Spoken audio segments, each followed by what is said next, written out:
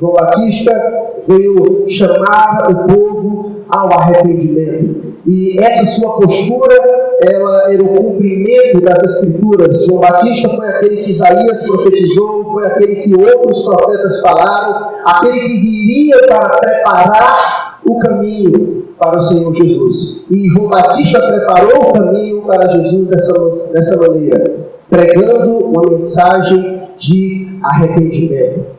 E Jesus confronta a todos aqueles que lá estavam, principalmente os líderes religiosos, que tinham o título de pessoas espirituais, mas não manifestavam na sua vida frutos dignos de arrependimento. E quando eles vão ao encontro de João Batista então leva a eles uma palavra de exortação, dizendo a eles que eles precisam produzir frutos dignos de arrependimento, porque o verdadeiro arrependimento, o arrependimento genuíno, é aquele que vem acompanhado de confissão de pecados, é aquele que vem acompanhado de transformação de vida, da qual a gente olha e consegue observar os frutos. Então João Batista clama, ele prega essa mensagem: arrependei-vos e produzi frutos dignos de arrependimento. E os frutos é extremamente necessário para que se tenha uma comprovação de que de fato houve um arrependimento. E ele encerra no versículo 10 dizendo que o arrependimento que não é verdadeiro, o arrependimento que não produz frutos dignos de arrependimento, esse tipo de comportamento ele passará pelo julgamento de Deus, como ele diz no verso 10, que o machado já está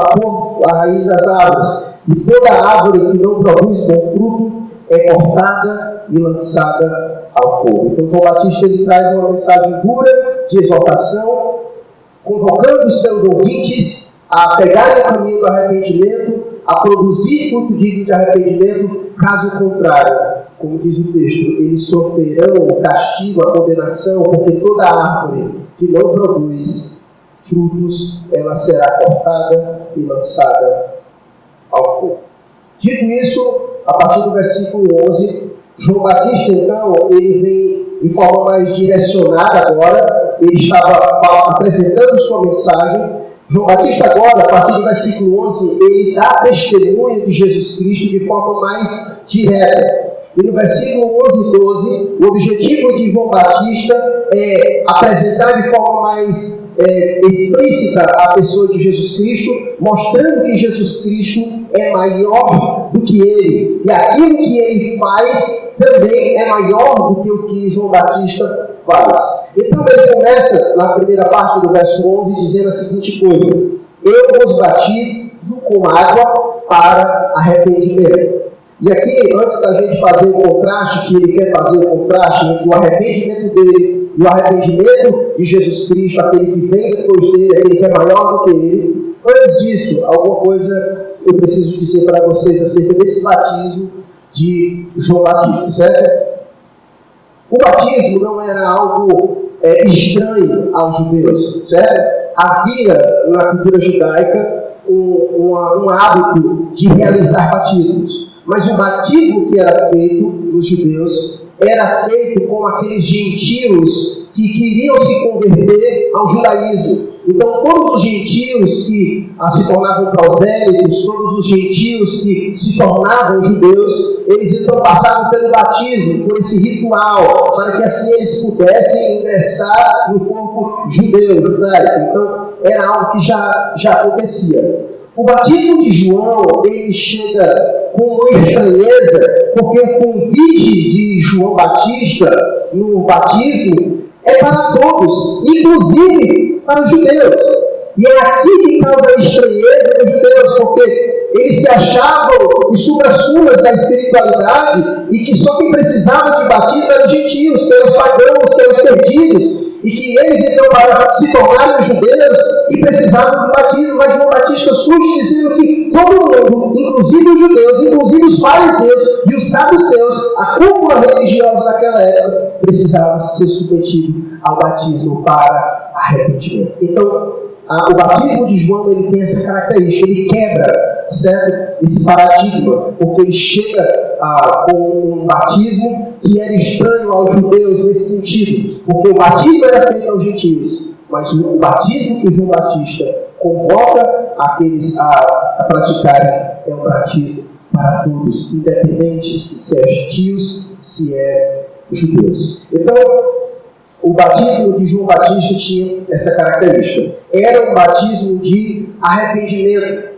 que antevia a chegada do Messias e que cumpriu especificamente dois propósitos. O batismo de João preparou a nação para Cristo e apresentou Cristo à nação. Foi assim que João descreveu dessa forma no capítulo 1, no versículo 31. Ou dessas outras, hoje a gente vai usar algumas referências de outros evangelhos para poder dar mais corpo à mensagem, certo? Então João vai dizer isso, que o batismo de João, ele tinha essa característica e esse propósito: preparar a nação para Cristo e apresentar Cristo à nação, certo? Mas, nesse contexto, no versículo 11, é interessante que João, ele começa falando sobre o seu batismo, mas ele menciona dois outros batismos. No versículo 11 ele diz: eu vos batizo com água para arrependimento,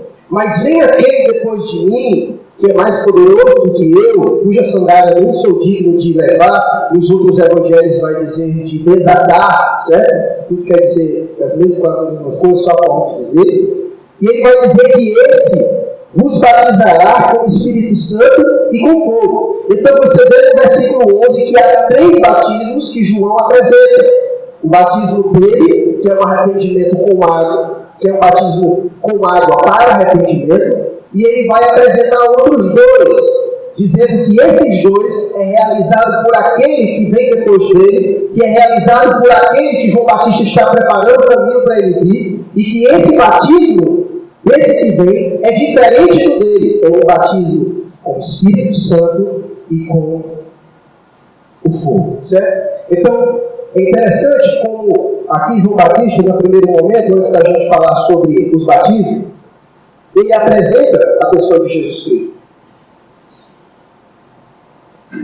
Ele apresenta a pessoa de Jesus Cristo, primeiro, falando sobre a seguinte coisa: que aquele que vem depois de mim é mais poderoso do que eu. Eu gosto dessas expressões de João, porque João demonstra de fato que ele é um homem humilde. Nós vimos no domingo passado, e é descrito, nós vamos ver isso mais na frente, Mateus inclusive vai dizer isso, que entre os nascidos de mulher, João Batista foi o maior. João Batista foi o maior, e de fato João Batista foi um grande profeta, um grande homem de Deus, ao ponto de Mateus dizer que entre os nascidos de mulher, ele foi o maior. Tamanha foi o significado, a importância, a relevância de João Batista.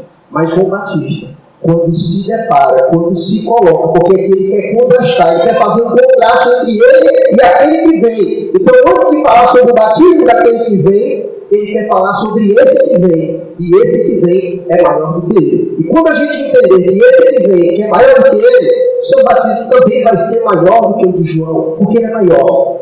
Certo? Então a humildade de João é interessante. É por isso que a gente canta, inclusive tem cantos que a gente canta, né? Convém que ele cresça, né? E eu diminua. Essas palavras de João Batista expressam bem como ele via a pessoa de Jesus Cristo. Certo? O Batista era grande de fato. E o interessante é que quem é grande de fato sempre se reconhece como pequeno e consegue reconhecer quem é maior do que ele. E João Batista se apresenta dessa forma, ele apresenta Jesus, que o seu papel é esse, é preparar o caminho para Jesus. E ele sabe que é um privilégio preparar o caminho para Jesus, porque grande mesmo é aquele que vem, como foi descrito por Mateus, aquele que vem não é qualquer um, é o Rei dos Judeus, é o Rei dos Reis, é o Senhor dos Senhores. E por isso que João Batista diz de cara: aquele que vem depois de mim é mais poderoso do que eu. Ele é o Todo-Poderoso, Ele é o Adonai, Ele é o El Shaddai, Ele é o grande Eu Sou. E João Batista apresenta Jesus assim: aquele que vem é maior do que eu. Então, essa é uma mensagem importante para nós. Esse Jesus que nós adoramos é maior do que eu, maior do que você, é maior do que todos nós. Ele é o grande Eu Sou. E por isso que nós o adoramos, por isso que nós o bendizemos. porque não há ninguém maior e mais poderoso do que Ele. Feitas essas considerações, Ele então vai apresentar o que Ele veio fazer, esse que é mais poderoso. João veio para preparar o caminho e para batizar as pessoas ao arrependimento.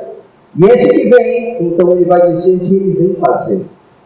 E ele vai dizer que esse que vem, final do verso 11, ele vos batizará com o Espírito Santo e com o fogo. Considerando o contexto, vou dar aqui a resposta e a gente vai, obviamente, meditar sobre isso. Mas considerando o contexto, você vai ver que é simples, considerando o contexto anterior e posterior, tudo indica que o batismo com o Espírito Santo é referente à salvação e o outro à condenação. Vejamos, certo? Eu quero que você dê uma olhada primeiro, nós vamos meditar aqui primeiro sobre o batismo com fogo que ele apresenta, dentro do próprio contexto, certo?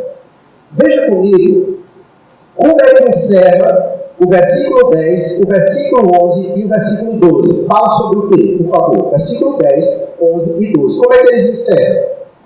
Quais são as palavras que diz? Fogo.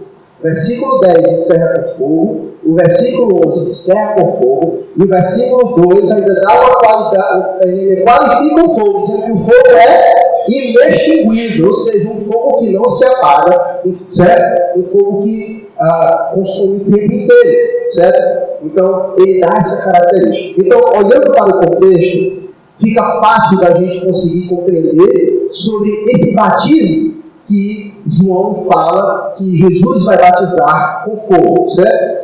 No versículo 10, certo? Tanto no versículo 10 como no versículo 12, Jesus é apresentado como uma figura de agricultor. No versículo 10, esse que vem, o que é que ele tem na mão?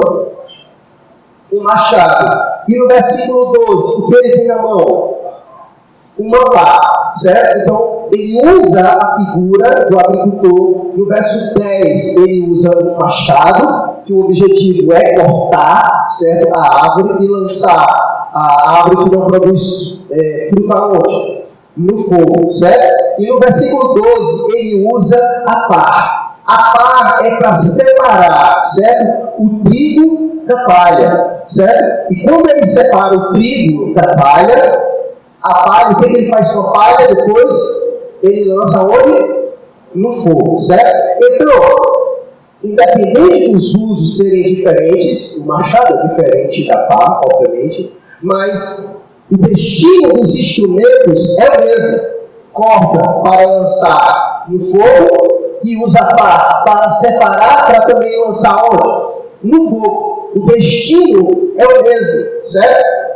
Essas expressões, elas são expressões que a gente chama escatológicas e que são muito comuns na Bíblia, no Novo Testamento, nos Evangelhos. Você vai ver muitas dessas expressões de dizer que Jesus vai cortar, que ele vai separar, para lançar no fogo, certo? Essas são expressões comuns. Se você ler os Evangelhos, você vai ver isso. Se você ler o Novo Testamento, você vai ver frequentemente usando essas referências. De Jesus é aquele que vem e que vai haver um momento em que ele vai fazer isso. Ele vai separar, ele vai cortar e vai lançar no fogo. E a palavra trigo também é bastante conhecida, né? Inclusive tem a igreja 100% trigo, né? E a gente sabe, né, que faz essa separação entre o joio e o trigo, né? Todo mundo sabe, né? O joio é aquele que não é de Deus, o trigo é aquele que é de Deus. Então, essas figuras são fáceis de compreender. Então, tendo em vista que ele faz essa separação, e no versículo 12 ele vai dizer que é feita uma separação entre o trigo e a palha, e só a palha é que vai para o fogo, logo nós podemos dizer que o trigo é o quê? Que o trigo é alguém que é salvo, porque se não fosse, seria também lançado aonde? No fogo, certo? Então a palha serve para diferenciar, separar os que são salvos dos que não são, e aqueles que não são é lançado no fogo, porque o trigo é preservado, o trigo é guardado. A árvore que produz bom fruto, ela não é cortada, só é cortada a que não produz frutos, certo? Então você percebe essa distinção que ele faz, e através dessa distinção, então dá para nós entendermos o que ele quer dizer com o batismo com fogo, certo? E é importante dizer porque a nossa volta, muitas vezes acabam que concepções criadas acabam levando para o texto, que é o que nós chamamos de exegese, certo? É você colocar no texto o que não está no texto. É a pessoa que diz assim: não, batismo com fogo o Deus me dá a capacidade de falar em línguas. E ele vem para esse texto, lê o texto e faz essa interpretação, coloca no texto isso. Mas a questão é, em qual momento desse contexto foi dito algo dessa natureza? O contexto está falando de quê? O versículo 10, 11 e 12 está dizendo o quê? Que vem alguém que é maior do que João Batista. Ele vem com machado, que vai cortar o que não produz fruto, vai lançar no fogo. Ele também tem uma pá, que ele vai separar o trigo da palha e que vai lançar palha no fogo. Então, o contexto é simples e o contexto nos ajuda a entender o que então ele está falando sobre fogo. Então, com base nisso, certo, nós podemos afirmar que o batismo com fogo que ele apresenta nesse texto, certo, respeitando o contexto, é que o batismo com fogo representa, certo, a condenação. E se o batismo com fogo representa a condenação, logo o batismo com o Espírito Santo representa o quê? Salvação. É uma dedução lógica, porque João está querendo fazer um contraste. Ele faz um contraste entre o batismo dele, ele faz um contraste entre ele e Jesus, e ele apresenta os dois batismos que Jesus realiza, certo? E aqui, estava até falando com o Guilherme, você vai encontrar alguns autores que pensam um pouco diferente, mas no final há um consenso bem maior de que o entendimento seria esse, ok? Então, feitas essas considerações, eu vou falar um pouco mais sobre isso no final, certo? Há uma característica desse batismo com fogo, esse batismo com o Espírito Santo, perdão, que precisa ser compreendido, certo? Eu quero levar você em Atos, eu não quero complicar sua cabeça, eu quero levar você lá, só para você ter um pouco mais de entendimento sobre isso, certo? E à medida que eu for falando mais, eu vou tentando me ajudar a ter uma compreensão melhor, certo? Mas eu tenho que levar você lá, porque caso você chegue lá, você vai dizer que eu estava mentindo. Atos, capítulo 1.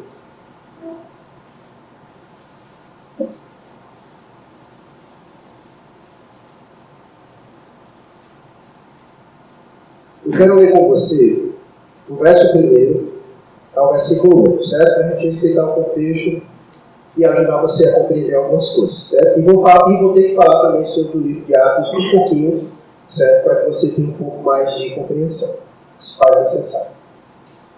Hoje a gente estava dando aula aqui, estava dando aula de batismo, né? Quando se fala de batismo, tem que falar essas coisas, né? Eu falei para o pessoal, os alunos, né? Espera um pouco, hoje à noite a gente vai falar mais um pouco sobre isso, e em outro momento da nossa aula a gente fala mais sobre isso, certo? Então, Atos dos Apóstolos é Lucas escrevendo para Teófilo, dando a ele informações, relatando a ele sobre as últimas coisas que aconteceram. E aí ele vai dizer a seguinte coisa: escrevi o primeiro livro ao Teófilo, relatando todas as coisas que Jesus começou a fazer e a ensinar, até o dia em que, depois de haver dado mandamentos por intermédio do Espírito Santo aos apóstolos que escolheram, foi elevado às alturas. A estes também, depois de ter padecido, se apresentou vivo, com muitas provas incontestáveis, aparecendo-lhes durante 40 dias, e falando das coisas concernentes ao reino de Deus. E comendo com eles, determinou-lhes que não se ausentassem de Jerusalém, mas que esperassem a promessa do Pai, a qual disse ele: de mim ouvistes. Porque João, na verdade, batizou com água, mas vós sereis batizados com o Espírito Santo, não muito depois desses dias. Então você percebe que aqui Jesus traz a palavra de João, aquilo que João Batista havia dito sobre o Espírito Santo. E a gente sabe o que é que vai acontecer agora por diante. Versículo 8 vai dizer que recebereis poder ao descer sobre vós o Espírito Santo e sereis minhas testemunhas, tanto em Jerusalém como em toda a Judéia e Samaria e até os confins da terra. Esse foi um evento de Pentecostes, é que você precisa entender. O evento de Pentecostes ele é único. Ele foi um evento único que aconteceu, e como Jesus bem falou, como bem Lucas falou, Jesus havia dito que o que estava para acontecer era cumprimento das promessas, da profecia, daquilo que Deus havia dito, certo? Que chegaria um momento em que os filhos de Deus teriam uma relação com Ele muito maior, e que a manifestação do Espírito Santo em nossa vida seria muito maior do que aquela que estava já dentro do Antigo Testamento, certo? Então, o que acontece aqui em Atos capítulo 1 não é o batismo de salvação, diferente do que acontece em Mateus capítulo 3. O que acontece é que, uma vez que nós recebemos o Espírito Santo, uma vez que nós nos convertemos, em que nós recebemos o Espírito Santo, nós recebemos, juntamente com a salvação, capacitação para viver o ministério cristão. Foi dado a eles, nesse momento, uma capacitação para que eles pudessem pregar o Evangelho, como é descrito no verso 8, recebereis poder ao descer sobre vós, para que eles sejam testemunhas de Jesus até os confins da terra, certo? Então esse é um momento único na história da igreja. O que aconteceu em Atos capítulo 1 e 2 não acontece mais, foi cumprimento de uma profecia, a profecia foi cumprida e segue adiante. Então, todos nós, quando nos convertemos, o processo que acontece é esse. Nós somos batizados com o Espírito Santo e automaticamente a gente recebe essa capacitação do Espírito Santo, certo? Então, o texto de Mateus, ligado com o texto de Atos, ele não fala sobre o batismo, o segundo batismo, alguma coisa dessa natureza, certo? Ele está se referindo apenas ao ato de salvação. Aquele que é batizado pelo Espírito Santo é alguém que é batizado para a salvação, diferente daquele que é batizado com fogo para a condenação. E esse batismo com o Espírito Santo, ele inclui também capacitação para o serviço. Isso acontece depois, no livro de Atos. Isso foi preciso acontecer para que as pessoas pudessem diferenciar o batismo de João, o batismo de Jesus, e a gente vai falar isso mais na frente, eu vou deixar um pouco mais para frente. Mas por enquanto, que você coloque só isso na sua cabeça, certo? O batismo de Mateus, capítulo 3, como nós vimos, respeitando o contexto, é o batismo para a salvação, e o batismo de fogo que é apresentado é o batismo para condenação. Tendo em vista que esse batismo com o Espírito Santo, ele também inclui, certo, o aspecto de capacitação para servir ao Senhor como testemunha de Cristo Jesus aqui. Mais na frente eu volto a essa discussão para a gente aprender mais algumas coisas, certo? Por hora, vamos prosseguir para que você possa compreender melhor, certo? Então, resumindo, João quis dizer que Jesus é aquele que virá para salvar e ao mesmo tempo para condenar, certo? O que João quis dizer nesse versículo 11 e 12, de forma resumida, é isso: que aquele que é maior do que ele, aquele que João estava preparando o caminho para vir, ele é aquele que vem com o machado e que vem com uma pá. Ou seja, ele é aquele que condena e é aquele também que salva, certo? E isso nós vemos em diversos lugares das Escrituras, como por exemplo João 3,18, vai dizer isso: que quem crê é salvo e quem não crê já está o quê? Condenado, certo? Então você vai ver essas expressões muito nas Escrituras. Então, em Jesus é assim: quem crê é salvo, quem não crê já está o quê? Condenado. É bem simples, certo? Então, João apresenta Jesus como esse. E esse que vem, ele vem assim: ele vem para salvar e ao mesmo tempo vem para condenar. Quem é salvo é quem crê e quem não crê é condenado, certo? Então ele apresenta dessa forma. E João estava justamente preparando o caminho para ele. De que maneira? Batizando para o arrependimento. É como se fosse assim: Isso aqui palavras de João, certo? E parafraseando, certo? É como se ele dissesse assim: eu os batizo por causa do seu arrependimento. E isso faz sentido com a postura que João teve com os fariseus e os saduceus. João estava batizando lá todo mundo, e os fariseus e os saduceus chegaram: eu quero também me batizar. E o que foi João disse? Epa, negativo, vou batizar vocês não. Por quê? Porque vocês não se arrependeram. Vocês não manifestaram frutos de arrependimento. O meu batismo é só, na verdade, para quem se arrependeu. Vocês não se arrependeram, não. Raça de víbora, vamos embora. Certo? Foi essa a postura de João. Então, João batizava aqueles que de fato haviam se arrependido. Então, o batismo de João era assim: eu os batizo por causa do seu arrependimento. Certo? Então, João ele quer fazer um contraste entre o seu batismo com o daquele que vem depois dele, certo? E esse que vem depois dele é mais poderoso, portanto, o seu batismo também. E aqui, para a gente ir adiante, algo que fica muito claro nessa parte de João Batista e o testemunho que ele apresenta de Jesus, é que o arrependimento é a chave, certo, de entrada para a salvação ou condenação. Por isso que João Batista veio antes, preparando o caminho. E como foi que ele preparou o caminho? Chamar as pessoas ao quê? Ao arrependimento. Porque quem não se arrepender, quando ele chegar, aquele que vem, ele vai fazer a separação. Vai lançar a palha. Vai lançar para cima com a palha. O trigo são aqueles que se arrependeram. E a palha são aqueles que não se arrependeram. E continua essa mesma essência nos nossos dias. A mensagem principal é essa. Vamos ver só um texto de Atos capítulo 17. E a gente volta para cá. Só para você ver isso que eu estou dizendo. Atos 17, olha o que é dito. Atos 17, verso 30 e 31. Paulo vai dizer a seguinte coisa. Atos 17, verso 30 e 31, se você não achou, está aqui na tela, vai dizer assim: ora, não levou Deus em conta os tempos da ignorância, agora, porém, notifica aos homens que todos, em toda parte, façam o quê? Se arrependam. Por quê? Porquanto estabeleceu um dia em que há de julgar o mundo com justiça, por meio de um varão que destinou e acreditou diante de todos, ressuscitando dentre os mortos. Quem é? Jesus. Então ele diz: olha, mas foi reservado um dia para julgamento. Por isso Deus notifica todo mundo, em toda parte, que faça uma única coisa: se arrependam.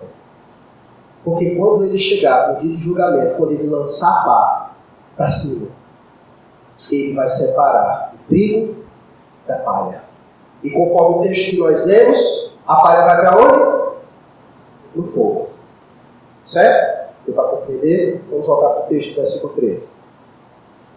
Versículo 13 começa dizendo assim: por esse tempo, dirigiu-se Jesus da Galileia para o Jordão, a fim de que João o batizasse. Então, por fim, voltou novamente a pessoa de Jesus Cristo. Capítulo 1 e capítulo 2, a gente fica naquela narrativa em José e Maria cuidando de Jesus. Então agora surge aquele que é maior do que João, aquele que passou 30 anos sem ninguém saber o que ele tinha feito, o que estava acontecendo. Agora chega o momento da sua visibilidade, o início do seu ministério. Então, por esse tempo, que é descrito no começo do versículo 13, por esse tempo, sugere que durante o tempo em que João Batista pregava para as multidões e batizava, então Jesus veio. E Jesus veio da Galileia. E Marcos, o Evangelho Marcos, especifica, ele diz que na verdade Jesus veio de Nazaré para ser batizado por João, certo? Embora Mateus deixe esse objetivo explícito, mas Lucas e Marcos deixam ele implícito, certo? Então chega Jesus para ser batizado por João. E é interessante que no versículo 14, quando Jesus chega para ser batizado por João, há um conflito. João fica sem entender. João diz: como assim? Eu não estou entendendo. O Senhor está vindo para ser batizado por mim? Olha o que ele vai dizer. Ele, porém, João Batista, o dissuadia dizendo: eu é que preciso ser batizado por ti, e tu vens a mim? Faz sentido que João estava dizendo: olha, o batismo de João, batismo na água, era para o que dele? Como é que Jesus então vem para ser batizado por João para arrependimento? Como assim? João fica estranha a situação. Eu é que devo ser batizado por ti, porque quem é pecador aqui nessa história sou eu. Eu é que tenho que ser batizado pelo Senhor. E é o Senhor quem vem para ser batizado comigo. Meu batismo é para arrependimento, para pecadores. E o Senhor é o Cordeiro de Deus, o Imaculado de Deus. Como assim eu não estou entendendo, Senhor? Esse batismo não é para o Senhor. Na verdade, o meu batismo não é digno do Senhor. O meu batismo não é digno do Senhor, porque ele é para pecadores. O Senhor é o Santo de Israel. O Senhor é o Cordeiro de Deus, o Imaculado de Deus. O Senhor é o Emmanuel, Deus conosco. Eu é que preciso ser batizado por ti. Interessante essa postura de João com Jesus, certo? Então o batismo de João simbolizava arrependimento. E João viu que isso não se aplicava àquele que ele sabia que não havia pecado algum. Mas no versículo 15, Jesus vai dar uma resposta para João acerca dessa indagação que João faz. Jesus foi para ser batizado e João não quer deixar ele ser batizado. Houve um diálogo entre eles e João tentou dissuadir Jesus a não fazer isso. Vejamos o que Jesus vai dizer para ele, como essa história se desenrola. Mas Jesus lhe respondeu: deixa por enquanto, porque assim nos convém cumprir toda a justiça. Então, ele admitiu. Então, depois que Jesus disse para ele: olha, por enquanto, batiza. Por enquanto, vamos fazer assim, porque assim convém cumprir toda a justiça. E parece que isso fez sentido para João. João entendeu o que Jesus disse. E o versículo vai dizer que ele então admitiu: tá certo, é verdade, o Senhor tem razão. Agora vamos entender o que Jesus quis dizer com essa ideia de que, por enquanto, vamos cumprir toda a justiça. O que Jesus quis dizer com isso, para que João entendesse e ele, é verdade, vamos fazer isso.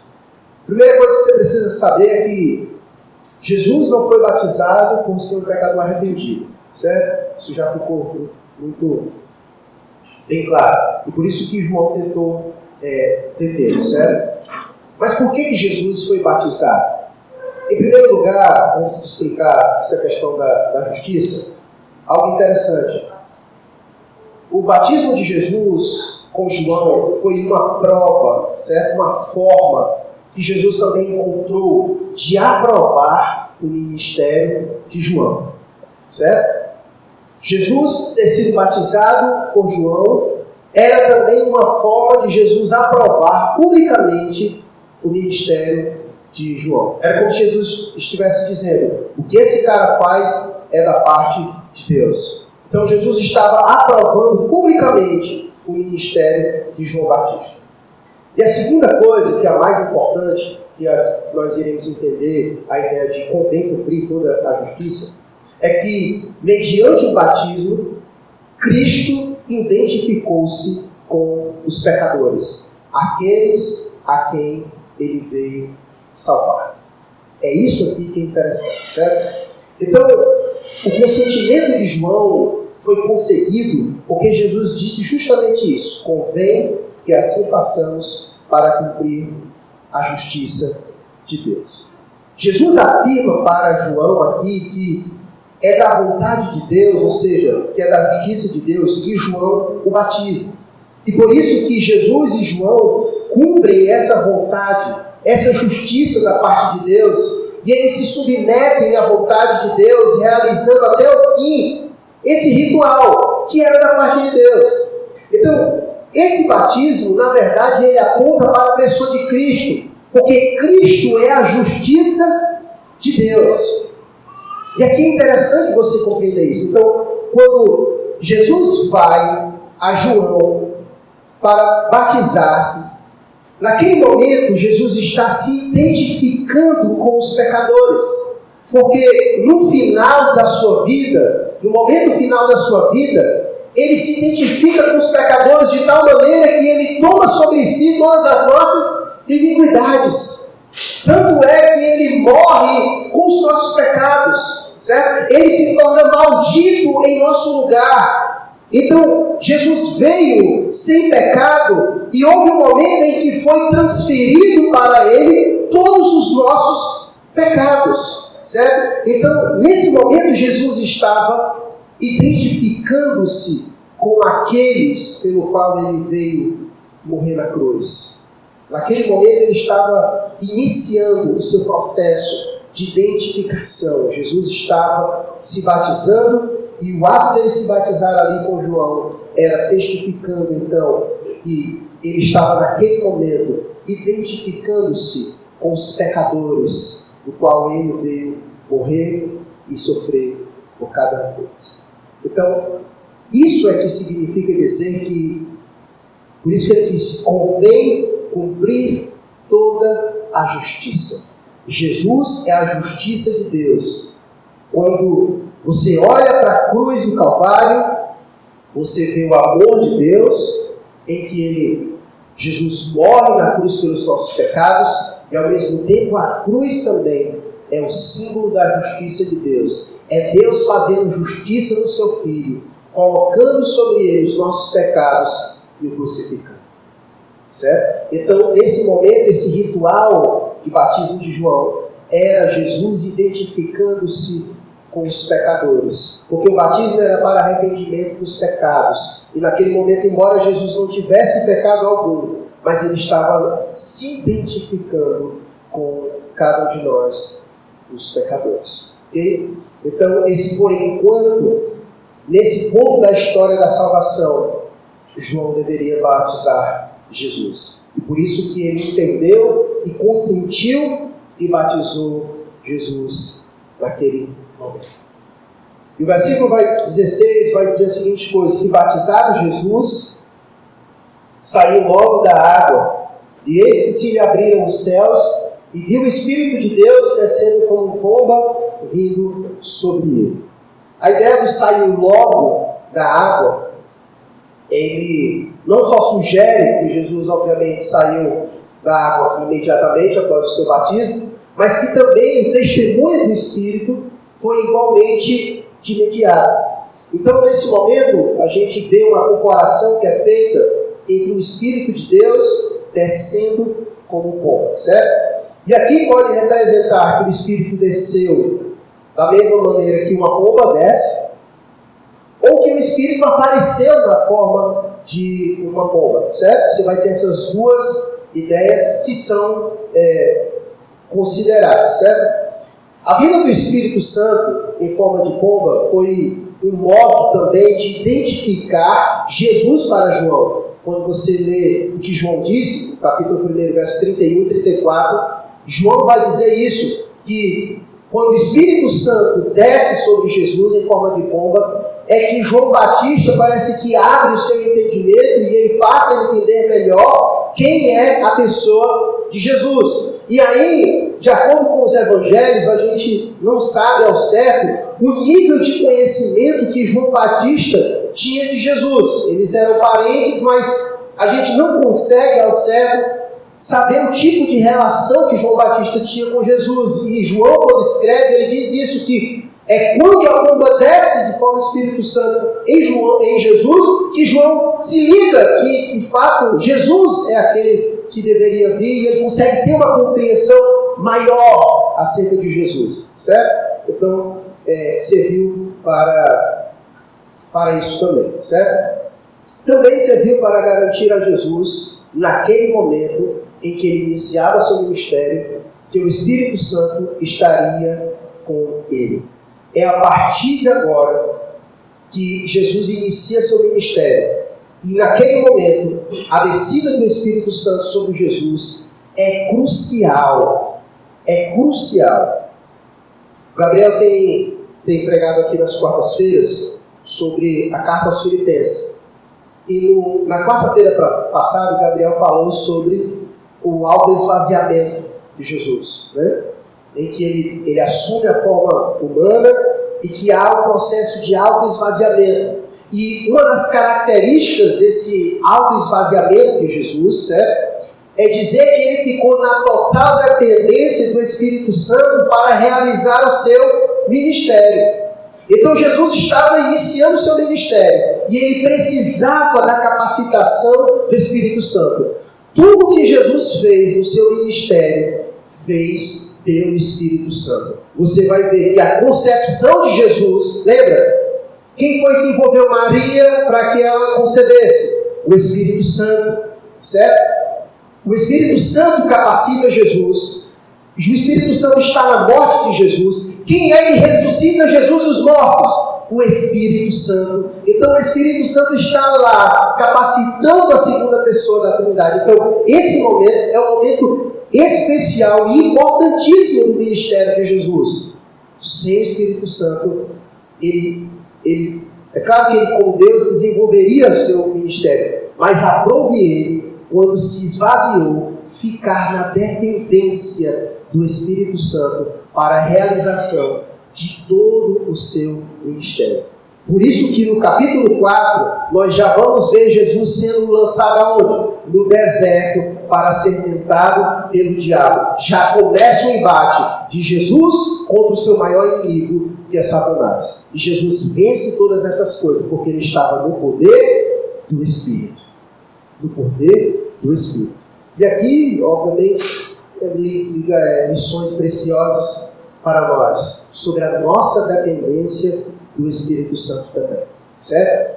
Toda a nossa vida também há essa semelhança com o Espírito. Quem nos convenceu do pecado? O Espírito Santo. Quem nos capacita para servir a Cristo? O Espírito Santo. Quem nos ilumina para entender a palavra? O Espírito Santo. Percebe como é Ele quem faz? Quem nos santifica? O Espírito Santo. Então Ele está conosco, desenvolvendo a nossa vida, assim como Ele estava com Cristo, desenvolvendo todo o seu ministério. Por isso que esse momento é extremamente importante. Certo? Alguns comentaristas atribuem essa imagem a Jonas, certo? Não muitos, mas alguns fazem isso, certo? Porque o nome de Jonas significa pomba. E ele também passou por um batismo. Por isso que Jesus, em diversos momentos, usa Jonas como um próprio tipo de Messias, em sua morte, sepultamento e ressurreição, certo? E assim como Jonas foi enviado aos gentios, Jesus também faz isso, certo? Alguns comentaristas fazem essa atribuição. Eu, particularmente, tenho algumas reservas, mas alguns figurões, como De Acacio, faz essa ligação. Então, De Acacio diz: quem sou eu para questionar? Mas eu acho um pouco estranho, mas enfim, eles conseguem fazer essa ligação. Mas uma coisa bela de se ver, nesse momento, no verso 16 e 17, é que no momento em que Jesus sai das águas, acontece uma coisa. No verso 17 diz: eis que uma voz dos céus que dizia: este é o meu filho amado, em quem me comprazo. Quem disse isso?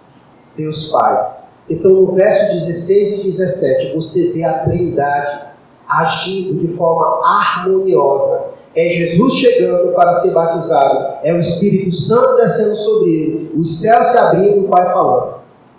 Você vê os três ali num momento maravilhoso, num momento pleno, né? Onde Jesus chega, a segunda pessoa da Trindade, onde o Espírito Santo vem sobre ele e os céus se abrem e o Pai fala com o seu Filho. Então, há uma manifestação clara da Trindade nesse presente momento, certo?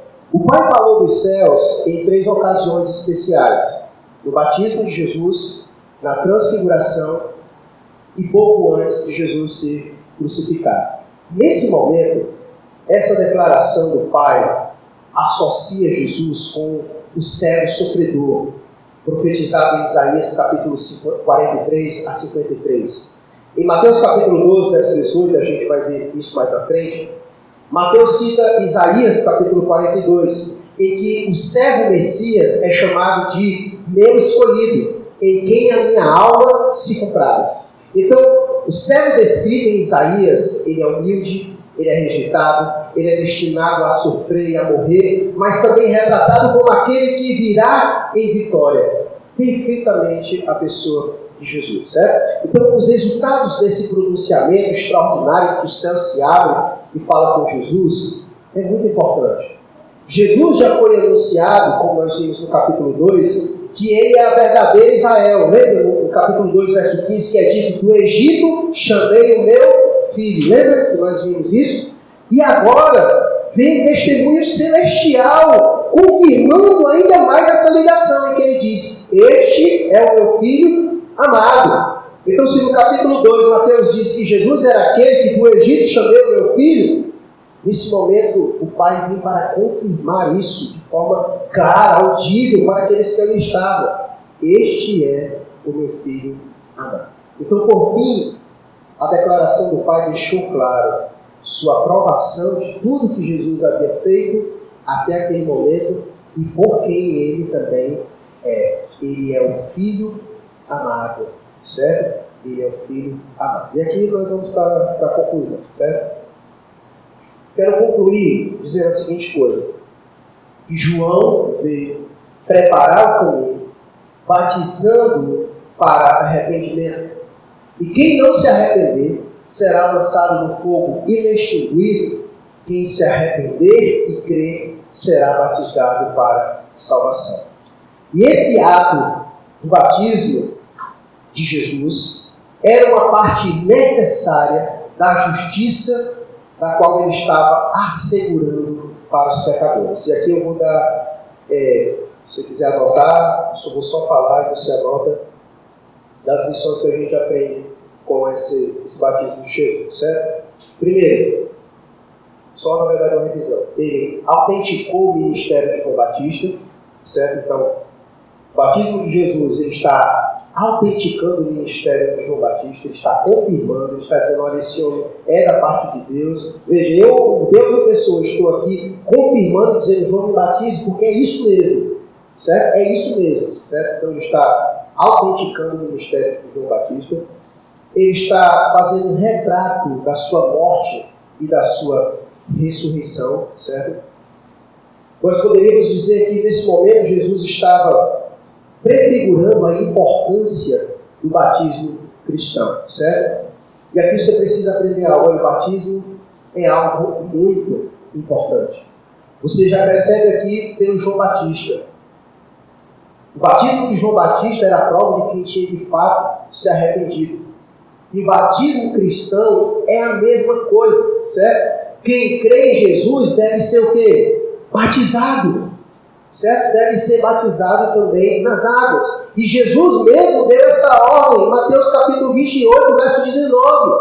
Ele disse que nós deveríamos ir por todo o mundo pregando o Evangelho e batizando as pessoas no nome do Pai, do Filho e do Espírito Santo, certo? Então é muito importante, inclusive, quando você vê, e aí eu vou deixar para você ver na sua casa, Atos capítulo 19, certo? Quando Paulo chega na cidade de Éfeso, ele vai encontrar algumas pessoas que haviam sido batizadas por João. E eles perguntam: olha, eu não sabia desse batismo de Jesus não, a gente se batizou pelo batismo de João. E Paulo vai dizer: pois vocês precisam ser submetidos ao batismo de Jesus, certo? Então é interessante entender essa diferença entre o batismo de João e o batismo de Jesus, certo? E João bem diz: aquele que vem após mim é maior do que eu, certo? Então Jesus, ele nos deixou o batismo nas águas, semelhante ao de João, para que a gente também faça a mesma coisa. Então o batismo é a prova de que nós nos arrependemos, de que nós cremos em Jesus, certo? Por isso que ninguém que não se converteu não deve se batizar, porque se batizar é uma profissão de fé, é dizer publicamente que creu em Jesus, que se arrependeu e que vive agora uma vida nova em Cristo Jesus, certo? Então ele traz essa ligação Importantíssimo, certo? Quarto, marcou a sua primeira identificação pública com aqueles cujos pecados carregaria. Então, Jesus não tinha necessidade, porque não era um pecador, de se batizar, de ter o batismo de João. Mas ele fez isso para que fosse cumprida toda a justiça. Ou seja, ele seria a justiça de Deus. Então ele estava naquele momento se identificando com os pecadores, na qual ele mais na frente morreria e tomaria sobre si os pecados das pessoas. Certo? E o quinto foi uma afirmação pública do seu ministério messiânico, por meio de um testemunho vindo direto do céu. Todo mundo que estava ali naquele momento não teve nenhuma dúvida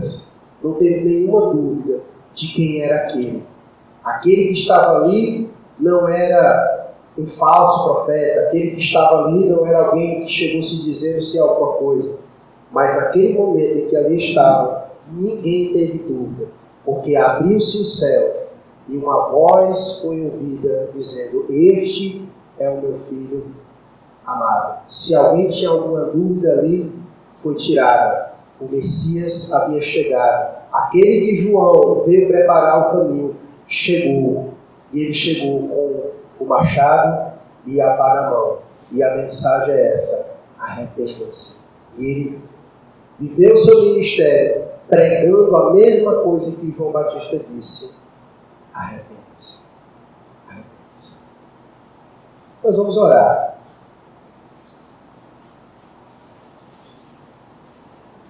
Jesus é o Filho amado de Deus.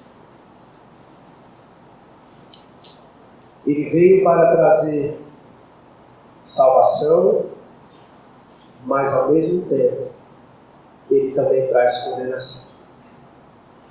Quem crer será salvo. Quem não crer já está condenado.